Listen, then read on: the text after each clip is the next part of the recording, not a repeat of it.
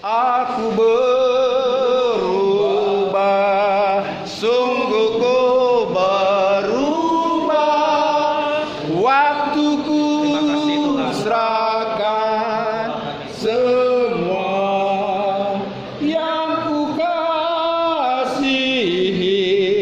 Kini lenyap yang lebih baik. Aku berubah.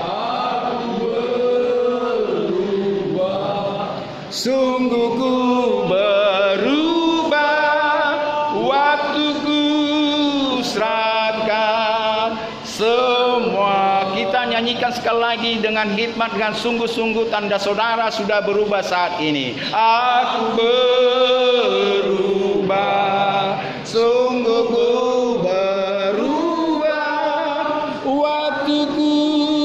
serahkan hatiku. Aku berubah, sungguh ku berubah.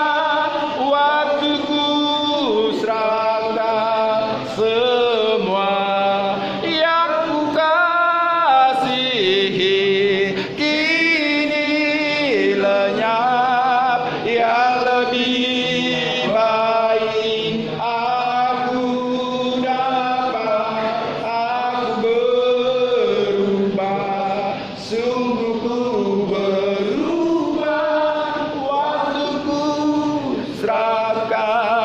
semua. Silakan duduk.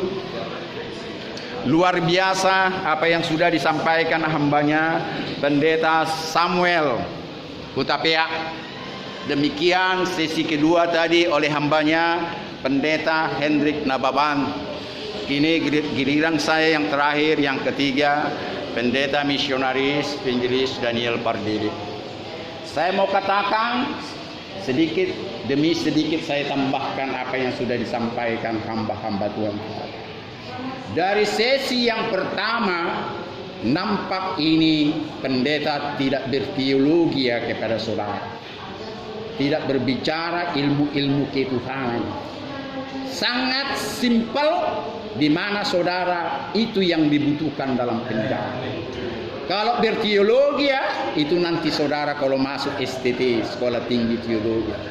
Itu makanya saya tekankan kepada rekan-rekan saya di dalam penjara, janganlah berteologi. Tetapi apa yang mereka butuhkan adalah mengenal dirinya, menyesali perbuatannya, mengenal Tuhan yang Maha Pengampun, mengenal Tuhan yang menjadi juru selamatnya. Cukup itu saja. Karena itulah saudara dimampukan untuk bertobat. Kalau yang dikatakan oleh Pendeta Samuel Hutapea tadi, itu lembah kekelaman itu. Ya, itu selalu datang ketakutan itu. Manakala Yesus datang di atas air, wajar orang takut. Karena mereka tidak mengenal Yesus. Kalau mereka kenal Yesus adalah Tuhan, ya, jelmaan Tuhan di dalam dia, sekalipun dia manusia 100%, tetapi roh Bapa di sorga ada pada dia, dan dialah pencipta langit dan bumi. Di atas kakinya lah awan-awan, di atas kakinya lah, di bawah kakinya lah awan-awan, di bawah kakinya lah air. Dia bisa terbang, dia bisa melayang sesuka hatinya, dia bisa menembus gunung kalau dia mau. Karena dia pencipta langit dan bumi, makanya orang takut pada saat ada hantu.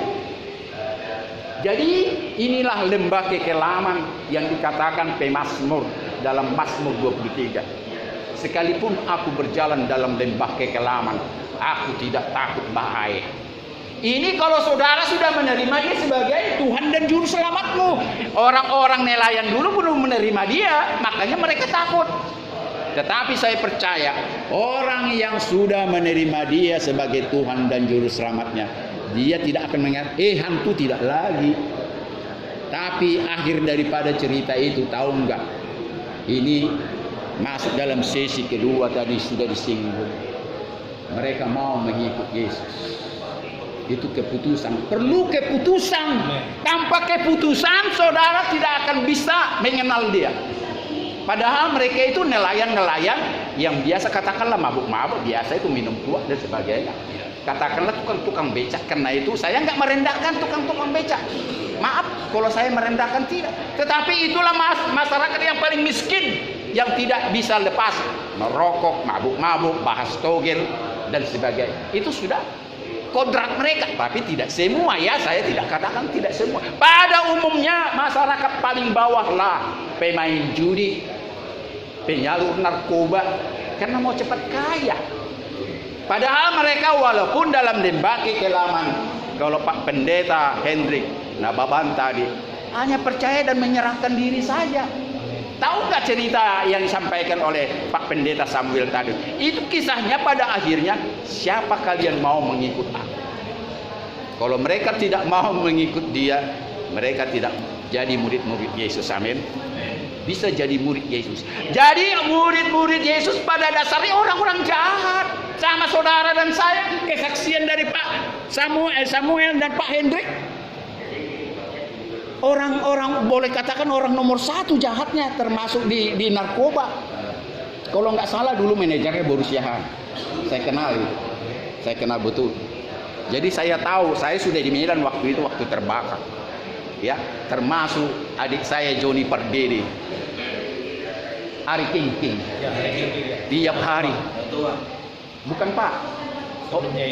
Bukan hotel dan hotel internasionalnya. Dulu bukan hotel dulu itu. Hanya kafe dulu, masih kafe Pak. Sekarang aja sudah motel ya, motel, bukan hotel. Yaitu yang jalan Ayam Buruk. Tiap hari mati. Kalian nggak tahu gitu. Kita tahu. Anak-anak SMA, nggak laki, nggak perempuan. Sekarang tahu nggak beliau menyerahkan diri kepada Tuhan, sekarang menjadi penginjil. Ya, penginjil, evangelis, misionaris, ya, ke semua, ya, jangankan seluruh Indonesia, ke berbagai benua pun. Itu latar belakangnya. Jauh kali ranking, jauh kali. Tiap hari mati Pak. Tiap hari.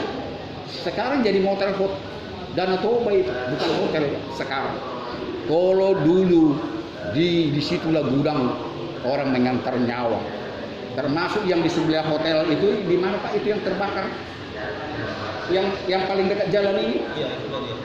Itu yang dulu, itu kan dulu punya Ibu Tin itu kan? Nah, terbakar habis-habis ya, terpanggang ya. Bayangkan terpanggang. Itu dekat Tugu Sip. Ya, itulah ya. Dekat Tugu Sip. Tidak bisa keluar. Bapak inilah pengedar narkoba itu. Ditangkap Tuhan. Bukan dia cari Tuhan, enggak, Tuhan mencari dia.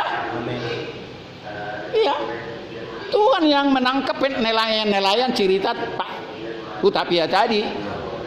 Akhirnya mereka percaya bahwa dia adalah memang Tuhan. Kalau manusia mana bisa berjalan di atas air?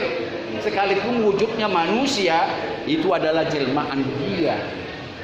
Gak mungkin jelmaan dia datang seperti gajah. Gak bisa dong kita komunikasi ya. Harus sesama manusia. Jadi dia adalah Tuhan dan Juru Selamat. Itu sering saya katakan dalam khotbah saya. Beda Tuhan dan Juru Selamat. Tuhan adalah Tuhan, Juru Selamat adalah manusia. Tuhan tidak perlu Juru Selamat. Kalau Tuhan Juru Selamat, buat apa dia mati? Juru Selamat itu manusia. Yaitulah manusianya Yesus. Ya, kita harus bedakan dia sebagai Tuhan dan Juru Selamat, yang Rahman dan yang Rahim. 100% semua itu. Enggak KW-KW-an, enggak asli. Nah, makanya terkadang orang salah keliru. Kok Tuhannya mati, bukan Tuhan saya mati. Juru Selamat saya yang mati untuk menyelamatkan saya, maka dia mati. Dibuktikanlah oleh Bapaknya yang sama-sama Bapa kami. Yesus juga memanggil Bapa yang sama kepada Pencipta langit dan bumi pada saat dia sebagai Juru Selamat, pada saat dia sebagai manusia, bukan sebagai Tuhan. Jadi itulah saya buka-bukaan, mungkin di gerejamu tidak seperti ini buka-bukaan, sehingga saudara kadang bingung. Loh, bagaimana sih yang selama ini Tuhanku mati, bukan Tuhanmu yang mati. Ya, inilah ditunjukkan kalau engkau mengikut aku sebagai Juru Selamat itu harus menderita. ya Pak Pendeta ya, mengikut Yesus bukan? Sehingga saudara dikasih rumah, baju, pakaian apa semua harta, enggak. Dikasih penderitaan. Coba kita sama-sama mengatakan, mengikut Yesus. Mengikut Yesus. Aku harus menderita seperti Dia. Itulah juru selamat yang menderita kepada saudara. Itu nelayan itu kan nggak jadi kaya raya. Apalagi suatu saat ada cerita di sini di Alkitab. Pada saat Yesus mengajak murid-muridnya naik gunung, ya saya buktikan. Dia katakan kepada murid-muridnya dan kepada orang banyak, kalian semua kantongi dan bawa batu-batu untuk kita naik ke gunung.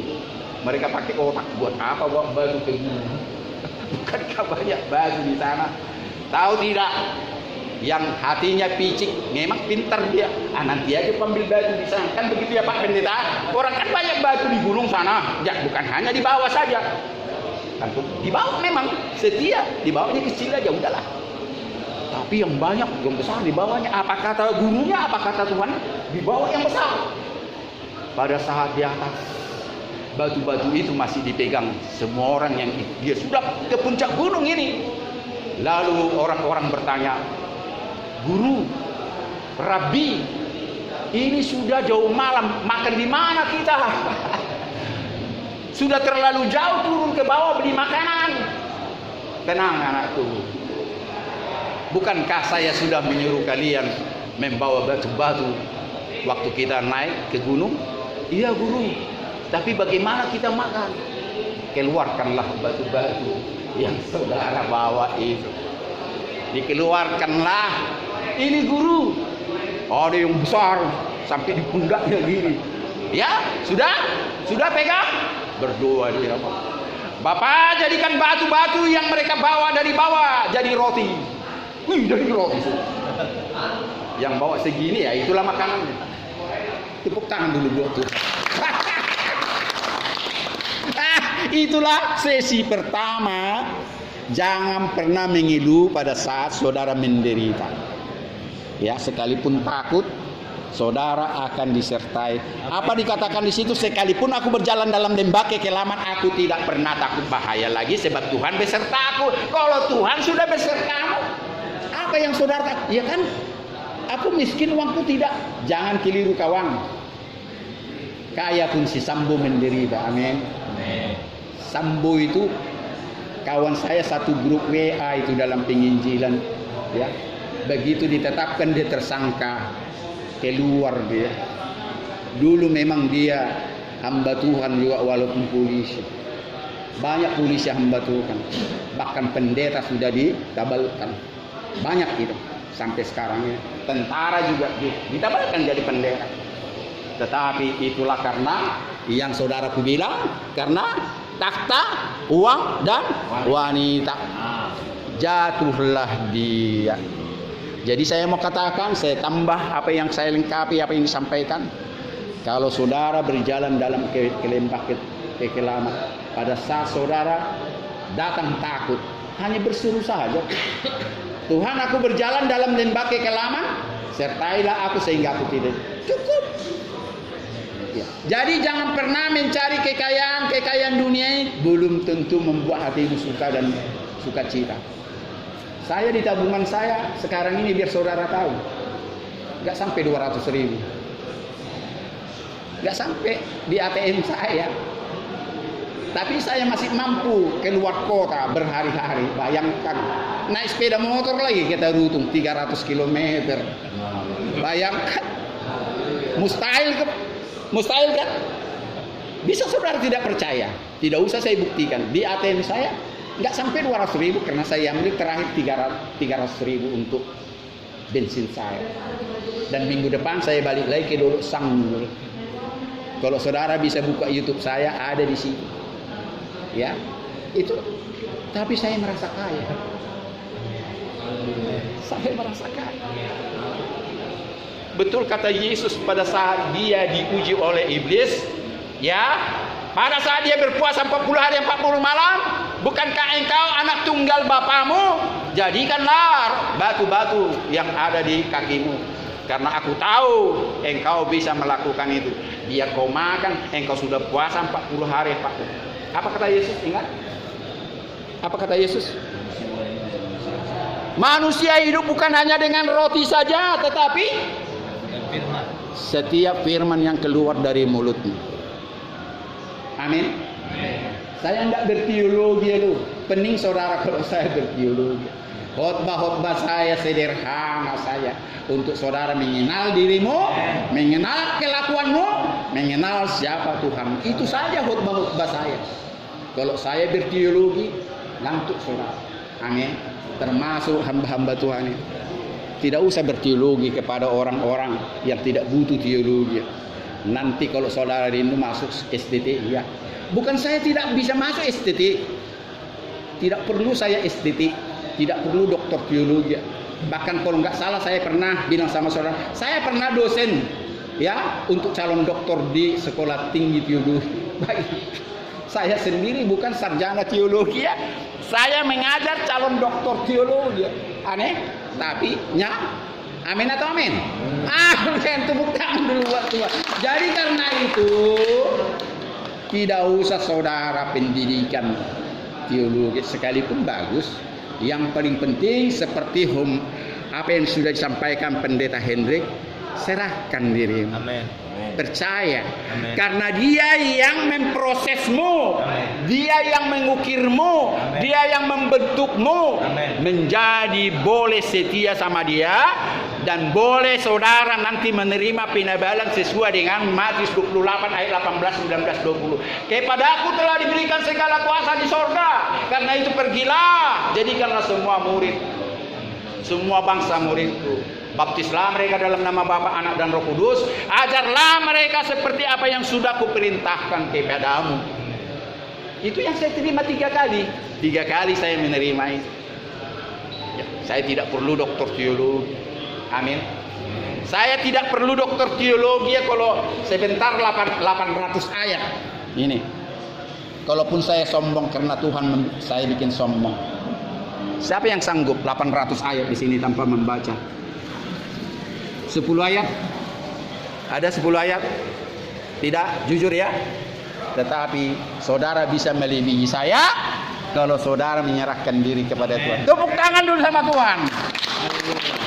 Dan tatkala saya mengajar di sekolah tinggi teologi Pematang Siantar calon doktor, tak satu pun angkat tangan 20 ayat tanpa membaca. Bayangkan 20 ayat, jangan lalu sampai 10. Saya mau buktikan itulah karunia. Tuhan kasih karunia kepadamu, kepadaku, kepada hamba-hamba Tuhan yang tadinya bandar narkoba, yang tadinya orang jahat, bisa melakukan pekerjaan Tuhan. Bahkan Yesus sendiri pernah mengatakan, pernah saudara dengarkan? Bahkan apa yang pernah kulakukan engkau bisa melebihi. Yang pernah aku lakukan, tepuk tangan dulu sama dia. Melebihi apa yang sudah pernah kulakukan engkau mampu. Bayangkan.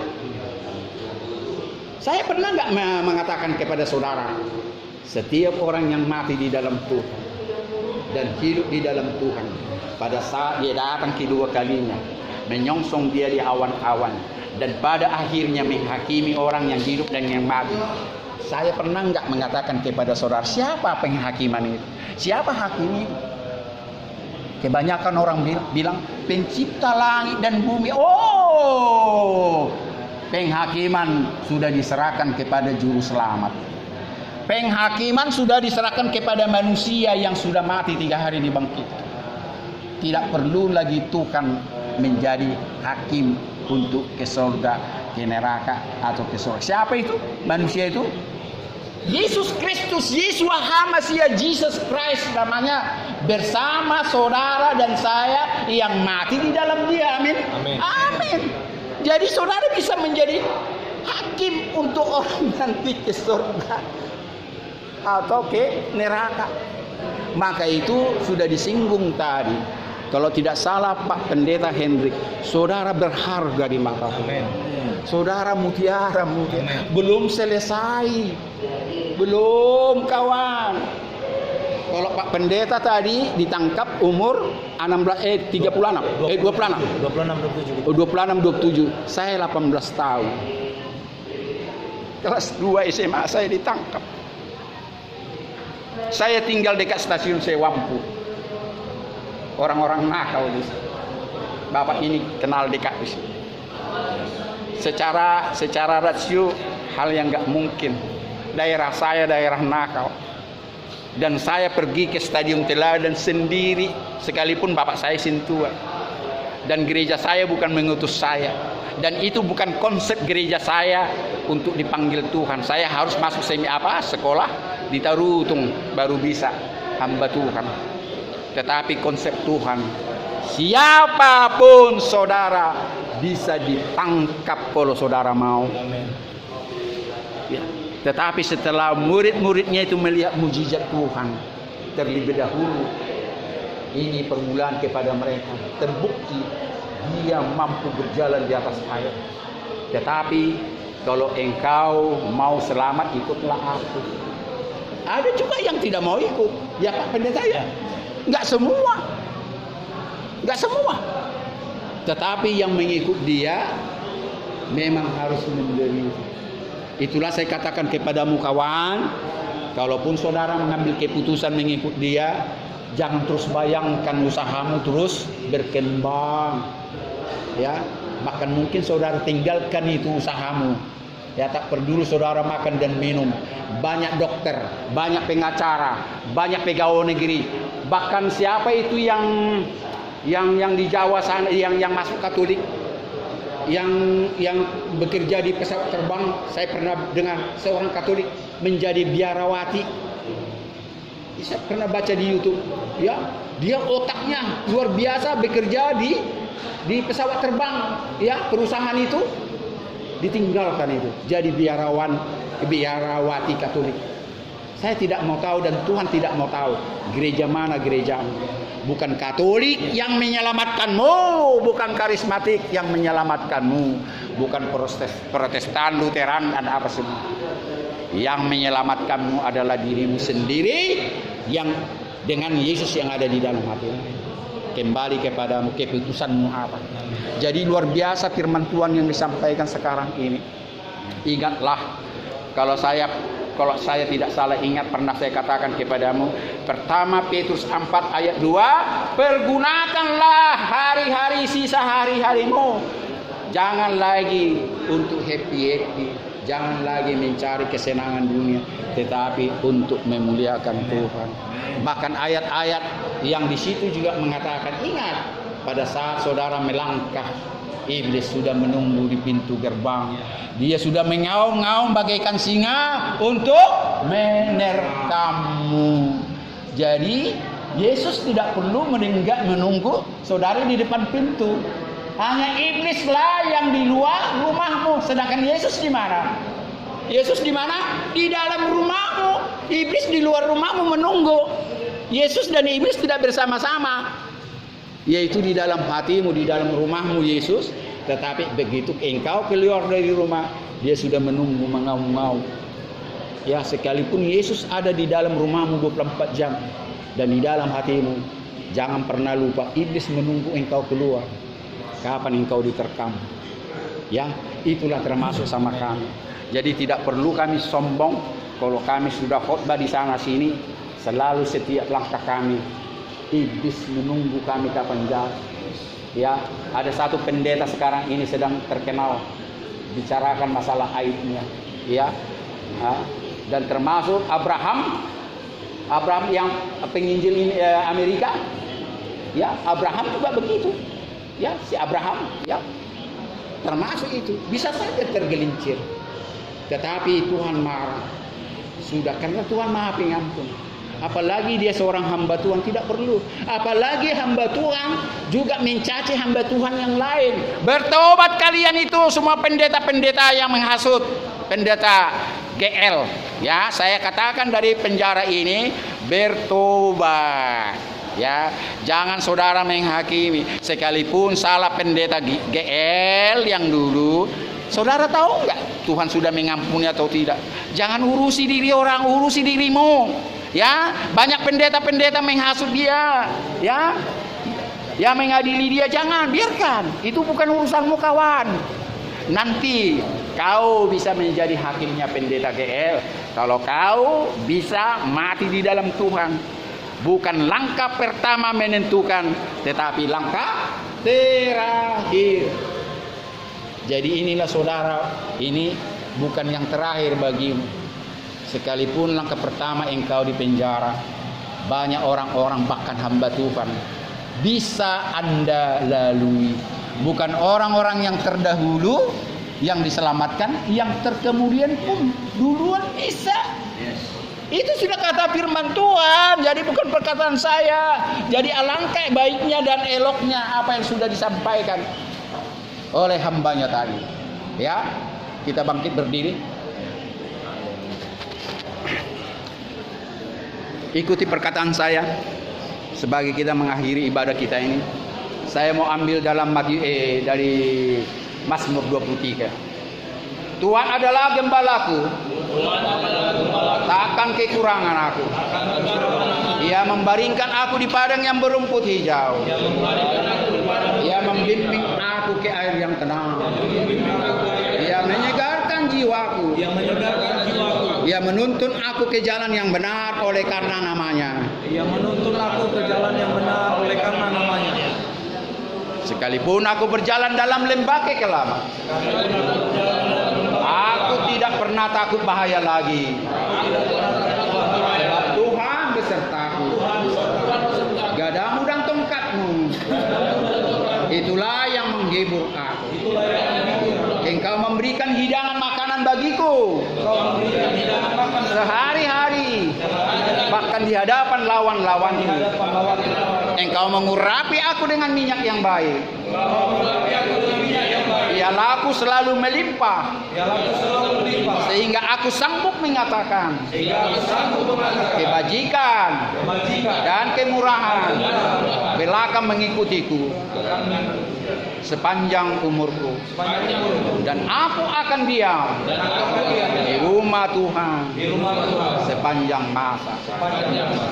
Mazmur 23. Katakan Mazmur 23 ayat 1 sampai 6. Dan ikuti lagi apa yang saya katakan. Pujilah Tuhan hai jiwaku. Pujilah Tuhan hai jiwaku dengan segenap batinku. Pujilah Tuhan hai jiwaku dengan segenap batinku. Pujilah Tuhan hai jiwaku. Pujilah Tuhan hai jiwaku. Dan jangan lupakan segala kebaikan. Dia yang mengampuni segala dosa dan pelanggaranku.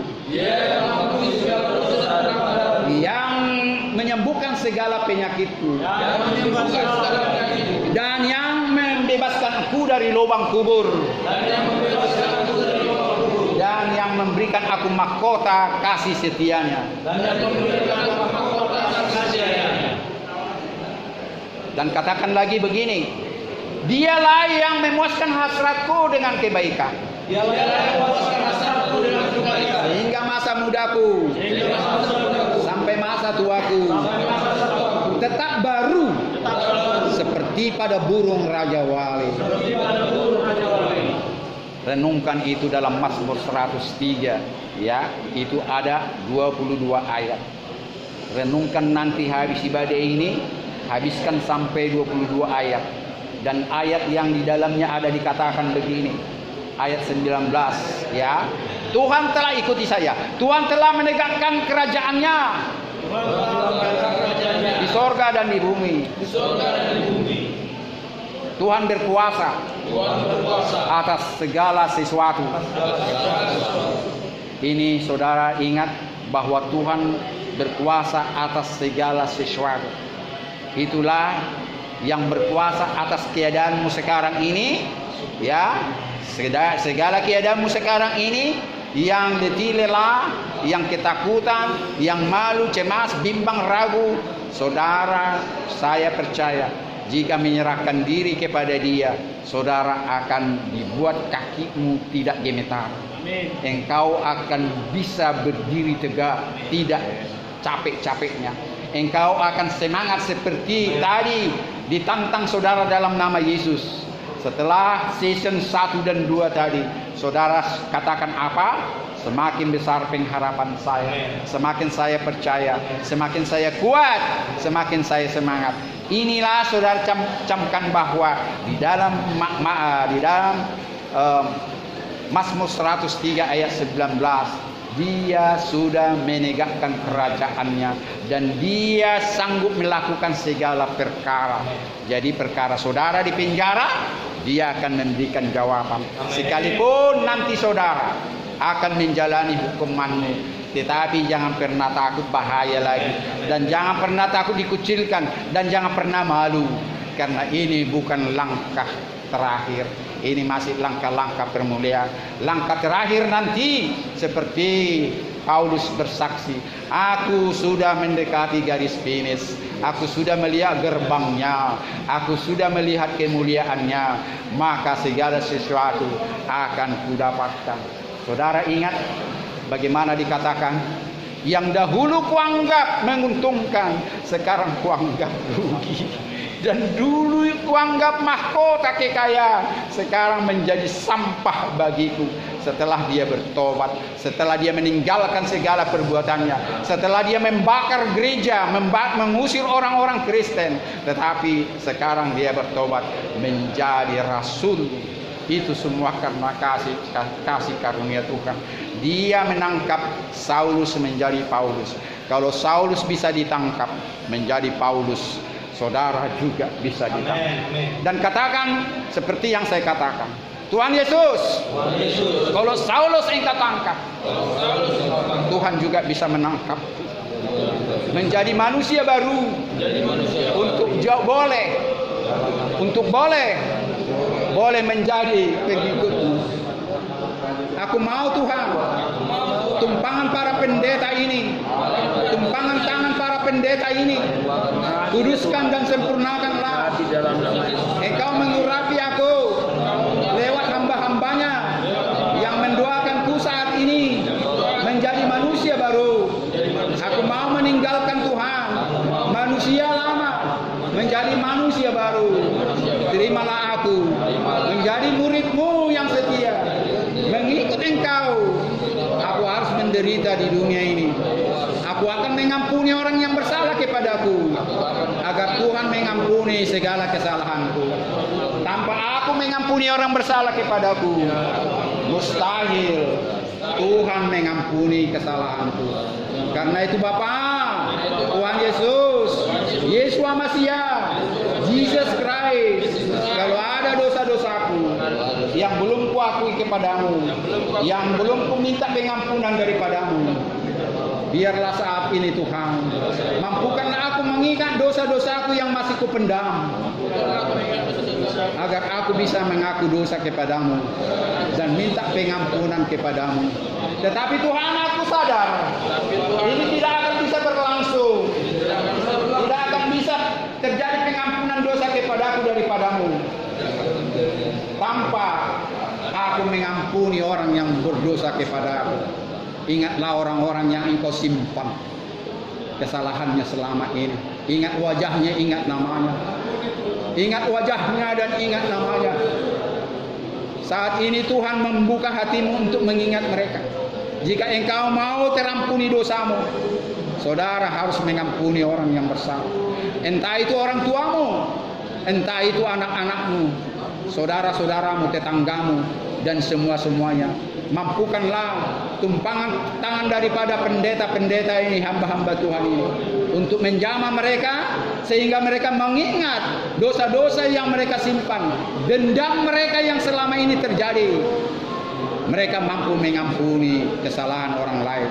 Dan saat ini Tuhan, mampukanlah mengingat dosa-dosa mereka kepadamu, kepada sesama manusia. Saat ini Tuhan, biarlah orang-orang yang tersakiti saat ini bisa mengampuni mereka, sehingga terjadi Tuhan saling mengampuni dosa dan pelanggaran. Dan terjadilah kepada mereka ya Tuhan pada saat ini penyucian daripadamu, sehingga mereka dosa dan pelanggaran kepadamu terampuni, seperti yang sudah kami baca dalam Mazmur 103 itu. Tuhan sudah mengampuni dosa dan kesalahanmu. Terima kasih Bapa, terima kasih Tuhan Yesus yang sudah memimpin doa ini, doa penyesalan, doa menyerahkan diri, doa minta Engkau menangkap mereka, jamah dan pelihara mereka, ukirlah mereka menjadi anak-anak Tuhan. Terpuji dan termuliakanlah namamu Bapa. Kami berdoa kepada hamba-Mu Pendeta Samuel Hutapea. Kami berdoa sama-sama kepada Bapak Hendrik dan Bapak. Kami berdoa kepada hamba-Mu sendiri. Kami berdoa kepada semua tanpa terkecuali, kepada orang-orang dalam sel ini tanpa terkecuali. Lawat mereka semua. Kami berdoa kepada Panca Putra, kepada semua polisi yang terbawa sekalipun. Engkau melawat mereka seperti Engkau melawat kami Tuhan. Saat ini Tuhan, tidak ada dosa yang terikat dengan kami. Karena hamba-Mu sudah mengingatkan kami bahwa upah dosa adalah maut.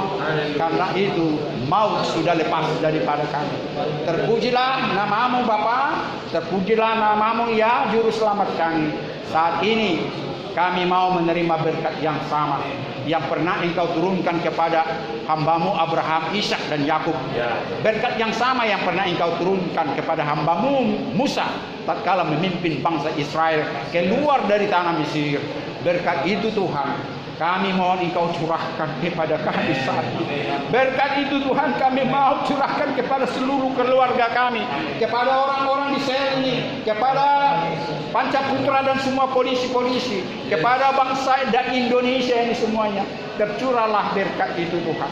Sebelum berkat itu tercurah, mampukanlah Tuhan kami memanjatkan doa dengan roh-Mu, yaitu doa yang sudah diajarkan Tuhan kami, Juru Selamat kami, Yesus namanya. Bapa kami yang di sorga, dikuduskanlah namamu, datanglah kerajaanmu, jadilah kehendak-Mu di bumi seperti di surga. Berikanlah kami pada hari ini makanan kami yang secukupnya, dan ampunilah kami atas salah-salah kami, seperti kami juga mengampuni orang yang bersalah kepada kami. Dan jangan bawa kami dalam pencobaan, tapi lepaskanlah kami daripada yang jahat. Karena Engkau yang punya kerajaan dan kuasa dan mulia sampai selama-lamanya. Tuhan Elohim Bapa di sorga, El Sebaot, pencipta langit dan bumi dan pencipta kami, memberkati dan menaungi Engkau. Disinarilah Engkau dengan wajah-Nya yang kudus saat ini juga, sembari memberikan kasih karunia-Nya yang tidak pernah putus-putusnya. Dihadapkannya wajah-Nya yang mulia itu kepadamu saat ini juga, sembari memberikan damai sejahtera sampai Maranatha, sampai ajalmu tiba yang tidak pernah berhenti.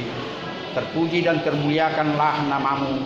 Biarlah berkat ini tercurah kepada semua orang-orang yang kami doakan. Bapa, terima kasih. Bapa, terima kasih. Bapa di dalam surga, ku berterima kasih. Amin. Shalom Elohim, Tuhan memberkati. Tuhan memberkati, haleluya. Ya, serahkan dirimu, Tuhan akan membentukmu. Ya, Tuhan memberkati. Tetap semangat, ya, sekalipun di penjara. Tetap semangat sekalipun di penjara. Haleluya. Haleluya.